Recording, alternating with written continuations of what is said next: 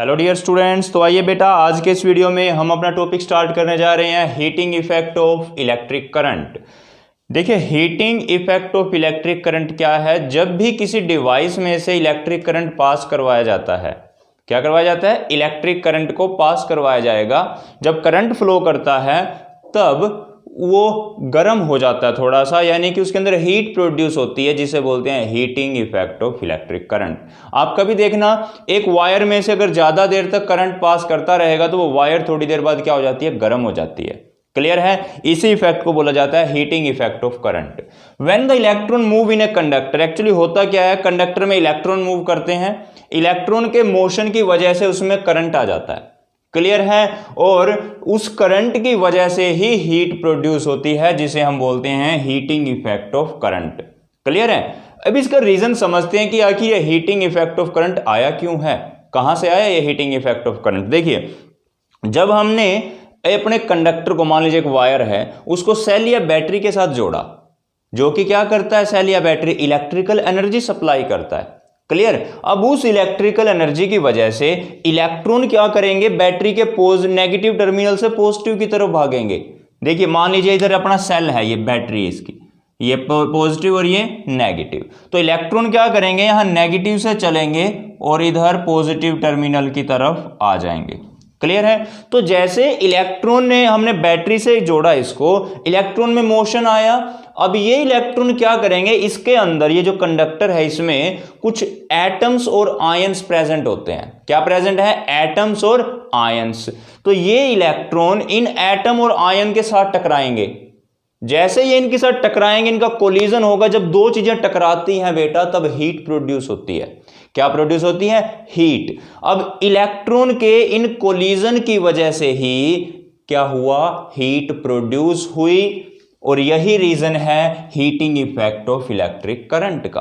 बात समझ में आई है। क्या है हीटिंग इफेक्ट ऑफ करंट, जब इलेक्ट्रॉन मूव किए तो ये इलेक्ट्रॉन कंडक्टर में एटम्स के साथ टकराते हैं, कोलिजन होगा इनका, उसी कोलिजन से हीट प्रोड्यूस होती है और हम बोलते हैं इसको heating effect of current. Clear है बेटा। आई होप देखो आपको यहां तक समझ में आ चुका होगा। अगर फिर भी कोई डाउट आता है तो कभी भी मुझसे पूछ सकते हो। फिर बेटा देखिए, यहां पर मान लीजिए एक कंडक्टर है, उसको हमने बैटरी से जोड़ा, जिसकी पोटेंशियल V, इसके अंदर करंट फ्लो करता है I। क्लियर। अब पोटेंशियल डिफरेंस का फॉर्मूला आप पढ़ चुके। देखो, हमने इस बैटरी के साथ इसको जोड़ा, ठीक है, तो इसके जो दो टर्मिनल हैं, ये और ये कंडक्टर के, इनके बीच में कितना पोटेंशियल डिफरेंस होगा, फॉर्मूला है work done per unit charge. पढ़ चुके हो आप, work done per unit charge. तो यहां से वर्क को की वैल्यू निकालनी है, चार्ज को इस तरफ ले आओ, मल्टीप्लाई में हो जाएगा, पोटेंशियल इनटू चार्ज, ये आ गया अपना वर्क डन। बात समझ में आई है। लेकिन आपको पता है क्यू यानी चार्ज का एक फॉर्मूला मैंने आपको बताया है, I इंटू टी। देखो, ये आपने फॉर्मूला पढ़ा था ना, I बराबर क्यू अपॉन टी। तो यहां से क्यू की वैल्यू निकाल ली I इंटू टी, क्यू की वैल्यू I इंटू टी। तो ये वैल्यू हमने यहां पर पुट करी, तो V क्यू की जगह पर आई टी। तो वर्क का फॉर्मूला आ गया बेटा VIT। वर्क किसके बराबर आ गया, VIT। क्लियर है। और ये जो वर्क डन है अपना, ये जो हमारा वर्क डन आया है, ये किसके इक्वल होता है, हीट एनर्जी के। देखो, यहां पर वर्क हुआ इलेक्ट्रॉन को मूव करवाने में, और इसी वर्क की वजह से हीट प्रोड्यूस हुई है। यहां पर ये जो वर्क आया हमारा VIT, इसी वर्क की वजह से यहां हीट प्रोड्यूस होती है। ठीक है। और वो हम इसको वर्क की जगह लिख सकते हैं हीट, क्योंकि वर्क और एनर्जी, एनर्जी होगी तभी वर्क होता है। क्लियर है ना। तो इस वर्क की वजह से जो हीट एनर्जी प्रोड्यूस हुई है H, that is equals to VIT। बात समझ में आई है बेटा। तो चलिए आप जल्दी से एक काम कीजिए, वीडियो को पॉज करके पहले यहां तक नोट कर लीजिए। क्लियर है बेटा, नोट कर लिया होगा आपने। तो चलिए अभी मैं इसके आगे समझाता हूं कि आगे कैसे क्या करना है। हमने हीट का एक फॉर्मूला और डिराइव करेंगे हम इसी टॉपिक में।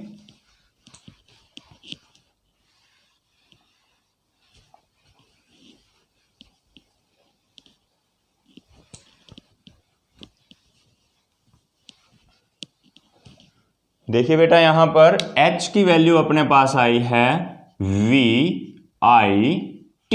अब ओम्स लॉ का यूज कीजिए आप। V की वैल्यू क्या होती है IR, H क्या है हीट प्रोड्यूस्ड, क्लियर। V की जगह पर IR, ये भी फॉर्मूला आपने याद रखना है बेटा। V की जगह IR, फिर इधर IT, तो यानी कि H बराबर I दो बार आ गया I स्क्वेयर RT, ये आ गया एक और हीट का फॉर्मूला आपके पास, क्लियर है। अब यहां पर I की वैल्यू पुट कीजिए इन इक्वेशन 1, I की वैल्यू पुट कर दीजिए V/R, ओम्स लॉ की हेल्प से। H बराबर V और I की जगह V/R टाइम का T, V का स्क्वायर हो गया, डिवाइड में R है, इधर टाइम है, तो बेटा अपने पास हीट का फॉर्मूला आ गया V²T/R।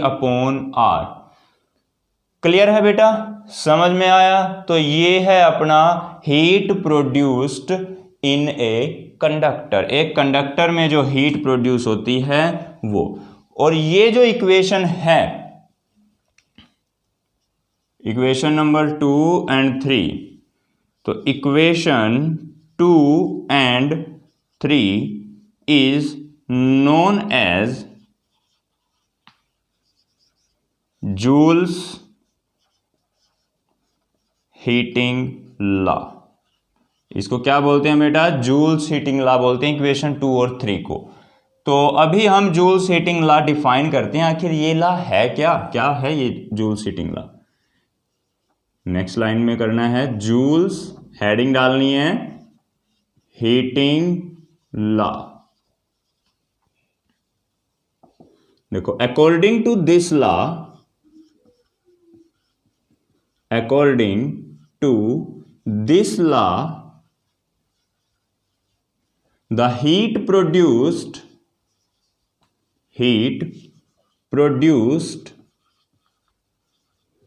in a conductor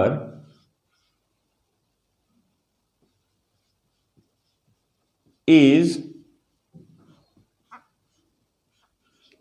directly proportional, अभी समझाता हूं मैं इसको भी, directly proportional to the square of current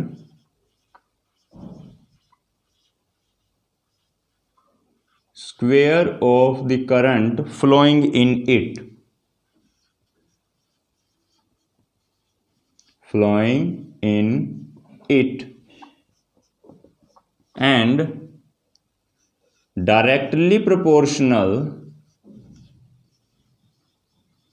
देखो जरा एक बार पहले समझा देता हूं साथ के साथ आपको।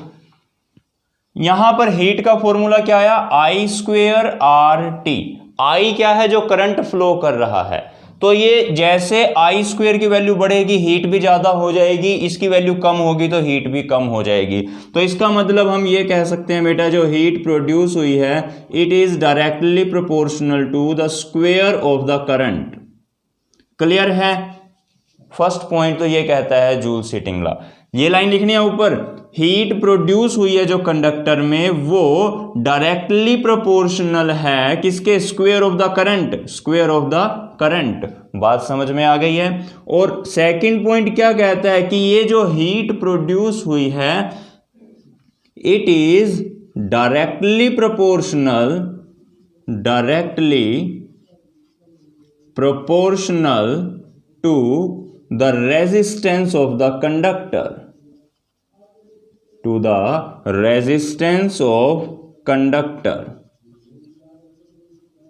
तो इसका मतलब बेटा H is directly proportional to R। Clear है, देखो direct square of the current, फिर R और फिर है T यानी time. Directly proportional to the time for which the current flow through it. मतलब बेटा देखिए, जो हीट प्रोड्यूस हुई है ये directly proportional square of the current, directly proportional to resistance and directly proportional to the time. जितने ज़्यादा time तक करंट फ्लो करेगा उतनी ज़्यादा हीट प्रोड्यूस होगी। बात समझ में आई है? तो जैसे करंट बढ़ेगा हीट बढ़ेगी, रेजिस्टेंस बढ़ेगा तब भी हीट बढ़ेगी, ज़्यादा टाइम तक करंट जाएगा तब भी हीट प्रोड्यूस होगी। आपने देखा होगा ना, मान लीजिए एक वायर है, उसमें अगर जितनी ज़्यादा देर तक करंट फ्लो करता है उतनी ही ज़्यादा उसमें हीट प्रोड्यूस होती है। तो अब इन तीनों फैक्टर को जोड़ देंगे, H is proportional to I² RT। इसको हटा देंगे, कॉन्स्टेंट की वैल्यू 1, तो आंसर यही आएगा बराबर I² RT। और इसकी जो यूनिट है बेटा वो होती है जूल्स। जो हीट एनर्जी की यूनिट है वो क्या होती है? जूल। H है हीट प्रोड्यूस्ड, और हीट की यूनिट एनर्जी, हीट एक एनर्जी है और एनर्जी की यूनिट होती है जूल। तो क्लियर है बेटा? आई होप देखिए कि आपको यहां तक समझ में आ चुका होगा। जूल्स हीटिंग लॉ है अपना, ये काफी इंपॉर्टेंट है और इसकी कुछ एप्लीकेशंस भी हैं। पहले आप इसको नोट कीजिए, फिर हम समझते हैं applications of Joule's heating law.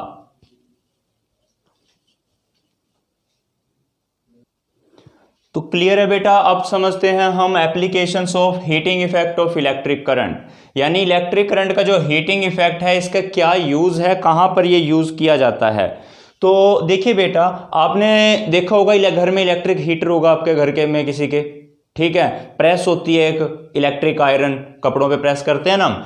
तो जैसे एक टोस्टर मशीन होती है। इन सभी में ये कैसे काम करते हैं, इन सभी को हीटिंग डिवाइस बोला जाता है। क्या वो कैसे हैं ये डिवाइस हैं? ये हीटिंग डिवाइस हैं, मतलब कि हीट प्रोड्यूस करते हैं तभी इनकी वर्किंग होती है। अब ये हीट प्रोड्यूस करने के लिए इसमें किस चीज का यूज किया जाता है? एक एलॉय यूज करते हैं हम। क्या यूज करते हैं बेटा? इसमें हम एक एलॉय, उस एलॉय भी कई तरह की होती है लेकिन हम यहां पर यूज करेंगे नाइक्रोम। क्या, कौन सी एलॉय यूज करते हैं हम यहां पर? नाइक्रोम। क्वेश्चन है अब नाइक्रोम का यूज क्यों किया? देखिए, हीटिंग डिवाइस में जो हीटिंग एलिमेंट है, जो गर्म हो रहा है एलिमेंट, वो हमने कौन सा यूज किया है? नाइक्रोम का यूज किया है। क्वेश्चन ऐसा क्यों? क्योंकि नाइक्रोम एक एलॉय है और एलॉय की रेजिस्टिविटी ज्यादा होती है।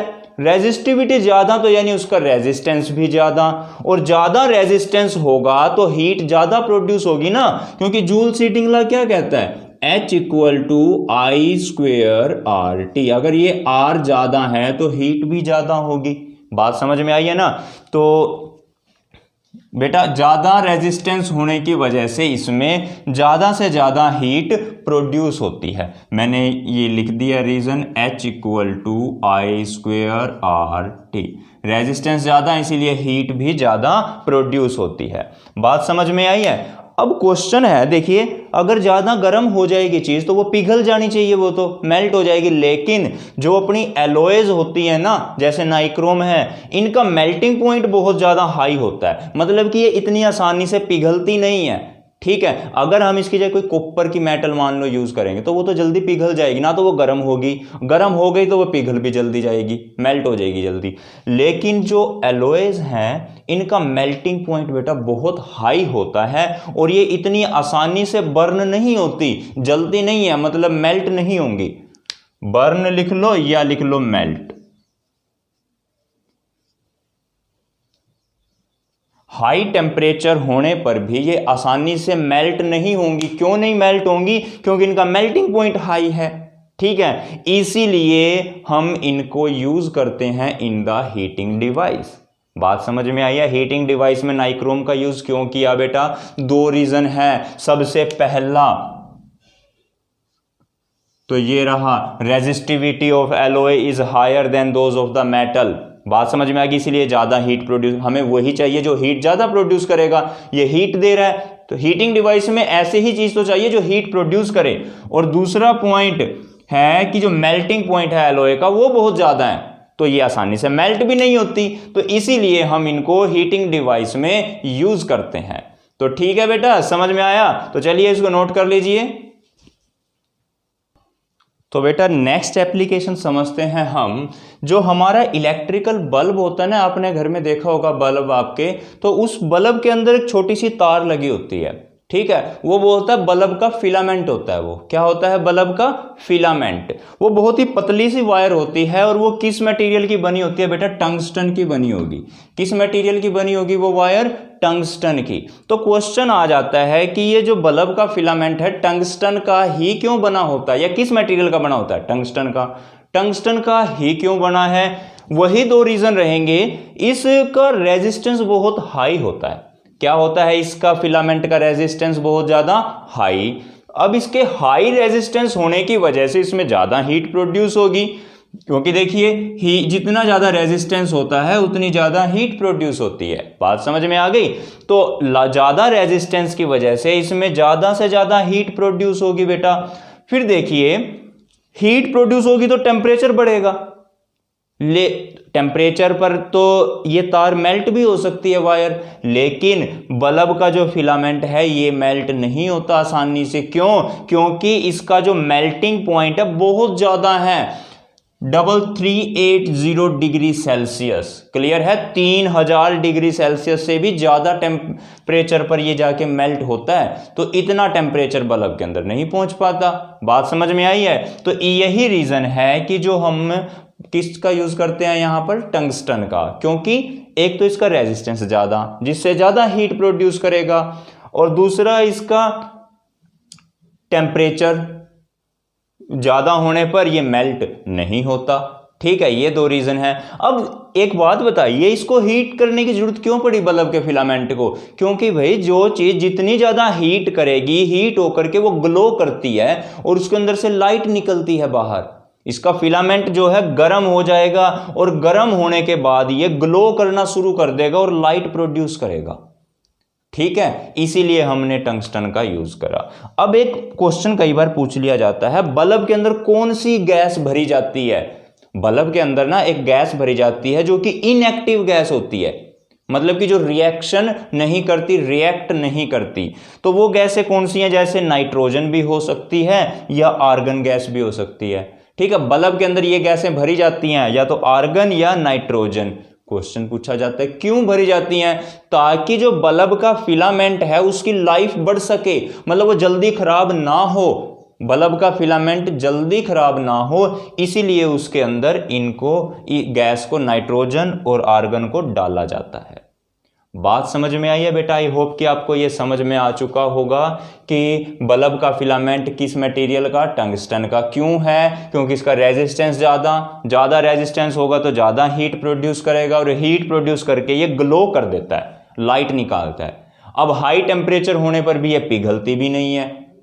बात समझ में आ गई? यही इसका रीजन। तो चलिए नोट कर लीजिए। तो देखिए बेटा, नेक्स्ट अपनी जो एप्लीकेशन है that is the electrical fuse. Clear है? अब ये इलेक्ट्रिकल फ्यूज क्या है? देखिए, इलेक्ट्रिक फ्यूज एक सेफ्टी डिवाइस है जो कि यूज किया जाता है in series, in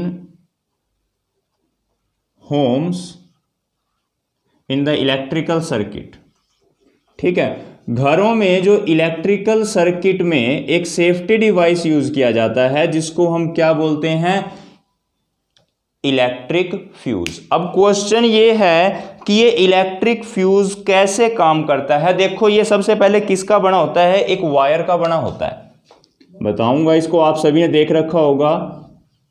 it consist of a thin wire, it consists of a thin wire of copper। ये किसका बना होता है बेटा? कॉपर की एक थिन वायर से बना होता है। और या फिर इसकी जगह ये हो सकता है कि लेड, टिन, एल्यूमिनियम से बना दें, भी यूज कर लेते हैं एल्यूमिनियम की वायर। एल्यूमिनियम और लेड टिन एलॉय, लेड और टिन से बना हुआ एलॉय। मतलब कुछ ये मटेरियल यूज किए जाते हैं किसको बनाने में? इलेक्ट्रिकल फ्यूज की वायर बनाने में। ठीक है, इलेक्ट्रिकल फ्यूज क्या है, सिंपली एक तार होती है। ये किसकी बनी होती है, या तो कॉपर की, या एल्यूमिनियम की, या लेड टिन के, एलॉय के। आपने देखा होगा ग्रिफ होते हैं आपके घर में, फ्यूज होते हैं, उसके अंदर एक पतली सी तार लगी होती है।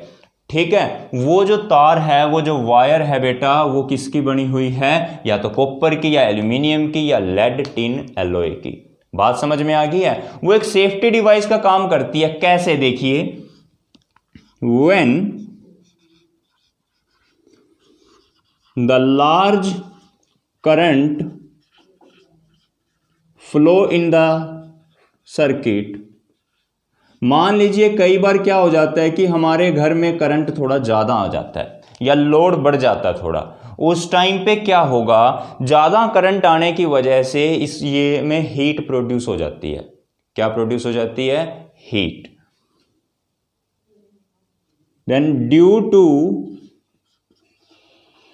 देखिए, when the large current flow in the circuit, then due to high current या लार्ज करंट, अब इस लार्ज करंट की वजह से क्या होगा, heat is produced in the circuit, heat is produced in the wire, इस वायर में क्या हो जाएगा बेटा, हीट प्रोड्यूस हो जाएगी। रीजन लिख दो, जो हीट है it is directly proportional to the square of the current, जितना ज्यादा करंट आएगा हीट उतनी ही ज्यादा प्रोड्यूस होगी। बात समझ में आई है कि नहीं आई है।